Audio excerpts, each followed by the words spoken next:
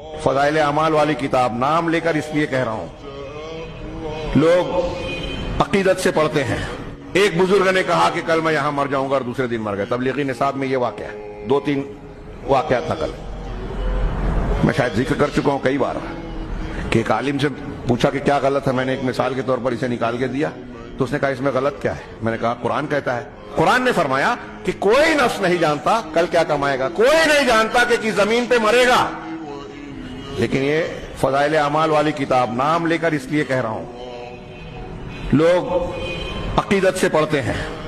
آپ یہ یاد رکھیں، ہاں مجھ سے ناراض ہوں گے کہ ارے نام کیوں لیا؟ ہاں لیا، اس لیے لیا کہ بہت سارے لوگ اس کو پڑھ کر عقیدت میں کہ جن کی لکھی ہوئی ہے وہ بہت بڑی شخصیت ہے، لہذا ان کی بات غلط کیسے ہو سکتی ہے؟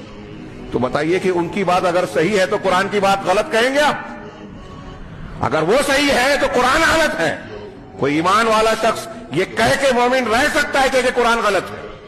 اگر آپ اسے صحیح مانتے ہیں، میری بات کو برا مانتے ہیں، تو میں آپ سے برا مان رہا ہوں، اور اہل ایمان کو برا ماننا چاہیے کہ مسلمان ہوتے ہوئے قرآن کا رد کر رہے ہیں، آپ اللہ کی بات کو غلط کہہ رہے ہیں۔ جب اس عالم کے سامنے ہم نے بات کہی تو وہ خاموشی سے کچھ کہہ ہی نہیں رہا ہے۔ کافی دیر ہمارے ایک ساتھی تھے، انہوں نے بار بار اصرار کیا کہ مولانا نے سوال کیا آپ سے کہ بتائیے کہ یہ واقعہ صحیح ہے یا قرآن کی آیت صحیح ہے، کیا مانتے ہیں آپ؟